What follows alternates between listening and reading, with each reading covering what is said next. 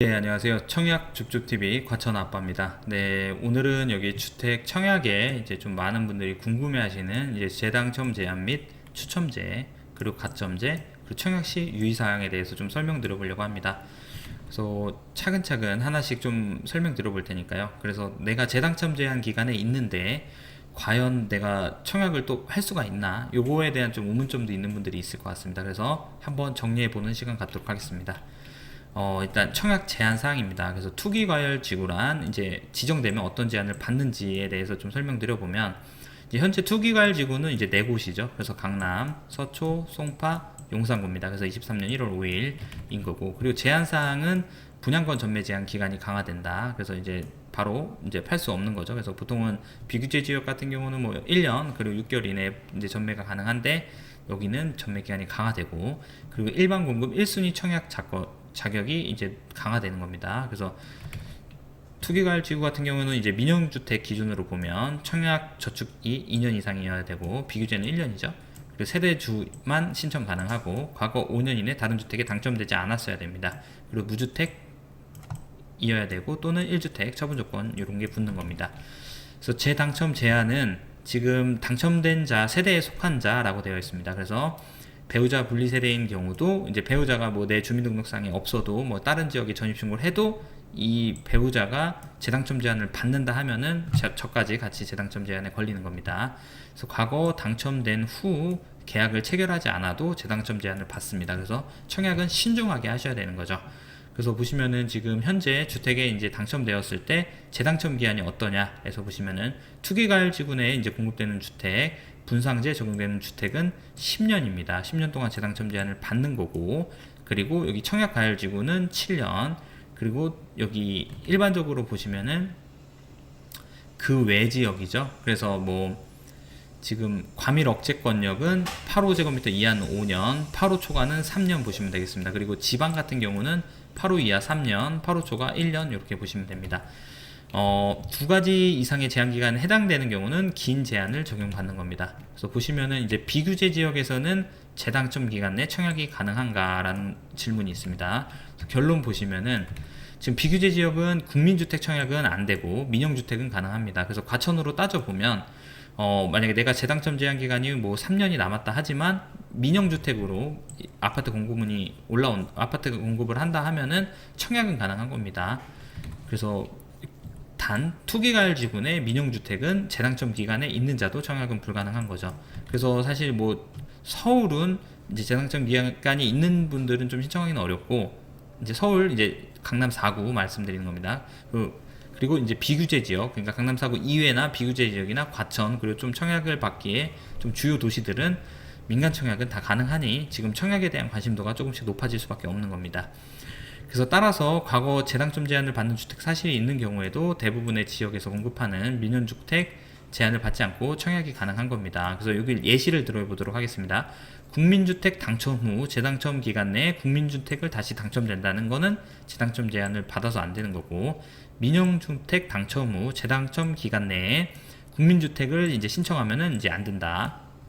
그리고 국민주택 당첨 후 재당첨 기간 내에 민영주택은 가능하고, 그리고 민영주택에서 민영주택도 가능하다. 그래서 결론적으로 쉽게 말씀드리면 비규제 지역의 민영주택은 재당첨 기간에 있더라도 청약이 가능한 겁니다.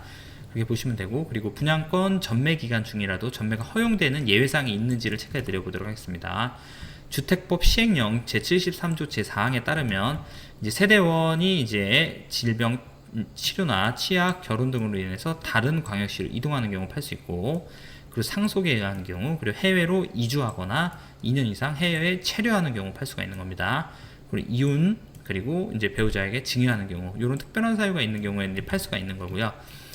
그리고 청약 가점제 및 추천제 정리해드려 보도록 하겠습니다. 일단 가점제는 총 만점이 84점인 거죠. 그래서 무주택 기간 32점, 부양 가족 수 35점, 그리고 입주자 청약 통장 가입 기간 17점 해서 총 84점인 겁니다. 그래서 무주택 기간부터 계산을 해드리면은 1년 미만은 이제 2점인 거고요. 그래서 최대 이렇게 1년 이상 2년 미만, 2년 이상 3년 미만 이렇게 쭉쭉쭉 가는 거고, 15년 이상 무주택이다 하면은 32점인 겁니다. 그래서 무주택 기간 산정 기준은 만 30세, 부터 시작하는 거고요. 30세 이전에 결혼을 했다 하면은 혼인신고일 기준으로부터 계산할 수 있습니다.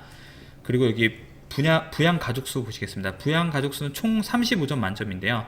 35점에서 0명인 경우에는 5점을 주는 거고요. 최대 6명인 경우는 35점인 겁니다. 그래서 직계, 비속, 직계 존속만 가능한 거죠. 그래서 여기 배우자 및 직계 존속, 부모님, 그리고 직계, 비속, 자녀가 포함되는 겁니다. 그래서 직계, 비속, 자녀는 만 30세 미만인 미혼이어야 됩니다. 단, 만 30세 이상인 경우에는 1년 이상 이제 미혼 자녀여야 되겠죠. 당연히 미혼이고 만 30세 이상인 경우에는 1년 이상 같은 주민등록등본에 등재되어 있어야 됩니다. 그래서 요거를 참고하시면 좀 좋을 것 같고, 청약통장 가입기간은 총 최대 만점이 17점인 겁니다. 그래서 6개월 미만 1점, 1년 미만 2점 이런 식으로 해서 쭉 올라가서 총 15년 이상은 17점 만점입니다. 그래서 이 통장 기간 산입은 입주자 모집 공고일 기준으로 해서 되냐 안 되냐에 따라서 그 시점을 15년인지 1년인지 이렇게 계산을 하는 겁니다.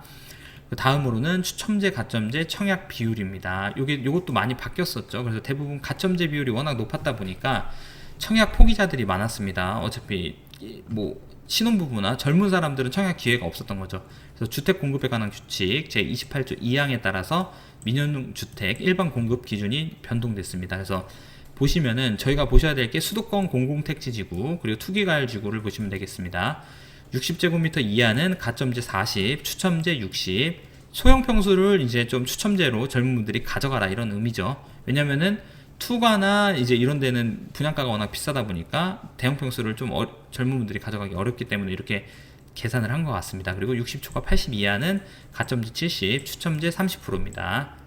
그리고 8호 초과는 가점제 80, 추첨제 20%입니다. 이렇게 보시면 되고, 근데 여기 판교 이제 운정자이 같은 경우는 어쨌든 추첨제 이제 8호 초과 같은 경우는 또 추첨제가 100% 나왔었습니다. 그래서 정확한 거는 이제 모집 공고문을 좀 따라봐야 될 것 같고요.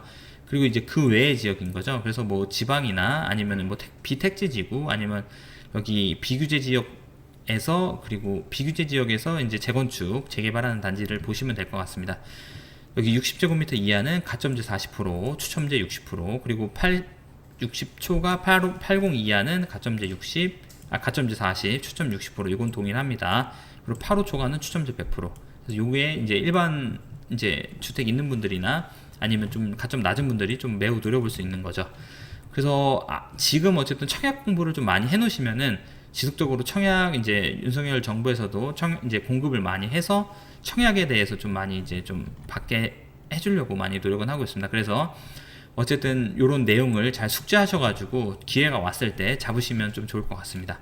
그래서 청약 초보가 좀 실수할 수 있는 체크사항을 좀 체크해 드려 보도록 하겠습니다. 그래서 무주택 세대 구성원이라는 거를 일단 정의를 좀 아셔야 되는데, 이제 뭐 같은 주민등록 등본상에 있는 겁니다. 신청자 그리고 배우자 그리고 직계존속, 이제 직계존속의 배우자 포함입니다. 그리고 직계비속, 이게 이제 무주택 세대 구성원을 따지는 거고요. 여기서 이제 집이 있냐 없냐에 따라서 이제 내가 무주택인지 유주택인지를 나누는 겁니다. 그래서 형제 자매는 무주택 세대 구성원에 포함이 안 되는 겁니다. 만약에 제가 집이 없고 형제가 집이 있어도 같은 주민등록상에 이제 점심과 돼 있어도 제가 청약을 신청할 때는 무주택인 겁니다. 그래서 형제가 집이 있어도 청약이 가능한 거고, 청약 가점제에서 이제 부양가족수 산정 기준을 따져보겠습니다. 자, 배우자가 예를 들어서 이제 지방 어딘가에 이제 주원임 신고를 따로 해놨습니다. 그러면 이제 부양가족에서 가점에 이제 받을 수 있냐라는 건데, 여기 이제 배우자는 세대 분리된 배우자도 부양가족에 포함됩니다. 그래서 이거는 내 동일 세대 아니어도 부양가족인 거고요. 지금 아버지 어머니 같은 경우는 이제 청약 신청자에서 이제 내가 이제 청약 신청자인데 세대 준 거고, 부모님이 3년 이상 동일한 주택에 있어야, 제 세대 주택에 있어야 가점에 산정할 수 있는 겁니다.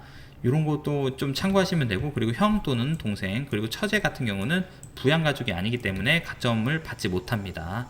그리고 배우자의 아버지 어머니도 여기 동일한 거고요. 그리고 아들 딸 같은 경우에는 지금 미혼이고 만 30세 미만인 경우는 부양가족 포함되는 거고요. 미혼이고 만 30세 이상인 경우는 1년 이상 주민등록에 이제 같이 있어야 부양가족에 포함되는 겁니다. 이런 점 잘 이제 생각해 보시면 좋을 것 같고요.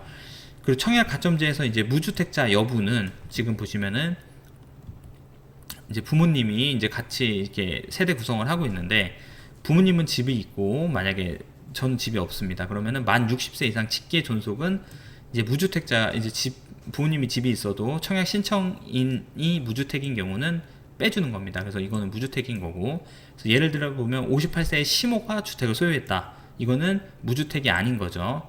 나이가 안 되는 거니까요. 그리고 형제 자매중 주택을 소유한 경우는 이제 세대 구성원에 아예 해당되지도 않으니까 무주택자인 겁니다. 그래서 배우자가 주택을 소유한 경우는 당연히 무주택자가 유주택인 거죠. 그리고 자녀가 주택을 소유해도 유주택인 겁니다. 그럼 요런 거 같은 경우는 자녀는 세대 분리를 해야겠죠. 그래서 이런 거를 잘 따져보시면 좋을 것 같고, 청약 가점제에서 무주택 기간 산정 방법은 아래와 같습니다. 그래서 지금 주택을 소유한 적이 없을 때에는 만 30세 이제 이전에 결혼한 경우는 혼인신고일, 그리고 이제 청약 신청자가 만 30세 이전에 결혼하지 않은 경우에는 30세가 된 날로부터 이제 따지는 겁니다. 그래서 요거는 주택을 소유한 적이 있었을 때는 결국은 이제 가장 늦은 날로 따진다. 이렇게 설명을 드린 거고요. 그리고 이제 많은 분들이 이제 오피스텔에 대해서 이제 지금 뭐 정책상으로 오피스텔 좀 풀어줄 수 있다. 그리고 뭐 주택수 산정에 빼준다. 라는 말이 있어서 오피스텔에 좀 관심이 많이 가질 것 같은데, 사실 이게 뭐 부동산이 이제 물가 상승도 되고 그리고 인플레이션 때문에 나는 아파트 청약을 받고 싶은데 오피스텔을 조금 부동산 안전 해지 자산 개념으로 좀 사고 싶다 하시는 분들은 오피스텔은 좋습니다. 그러니까 지금 최근에 분양하는 미분양 아파트 오피스텔을 사라는 게 아니고, 기존에 이제 한 1년 전이나 1년 반 전에 이제 청약을 해서 이제 좀 저렴한 분양가에 분양했던 거를 좀 노려서 이제 잔금 시점이 다 오는 물건들을 사면은 좀 시세 차익을 볼 수 있다는 얘기입니다. 그래서 오피스텔을 이제 다수 보유하고 있습니다. 그래서 유주택자인가요? 이런 제목인데, 오피스텔은 소유하더라도 주택으로 보지 않습니다. 그래서 뭐 굳이 뭐 업무용으로 해서 뭐 부가세 받고 이런 따지는 것도 아닙니다. 주거용으로 여러 채 갖고 있어도 무주택으로 간주되는 겁니다.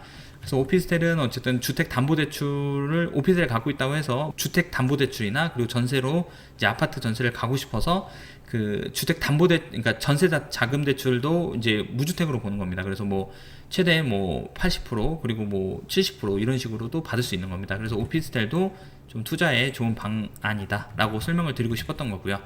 모든 분들이 이 글 보시고 좋은 곳에 청약 당첨되셨으면 좋겠습니다. 긴 글 읽어주셔서 감사하고요. 여기 유튜브 저희 청약줍줍TV 과천아파 구독, 좋아요도 부탁드리도록 하겠습니다. 그리고 제가 운영하는 여기 과천 안양 부동산 단톡방입니다. 그래서 들어오셔서 좋은 정보 얻길 바라겠습니다. 주말인데요. 좋은 시간 되시고요. 영상 시청해주셔서 감사합니다. 구독과 좋아요 부탁드리겠습니다. 감사합니다.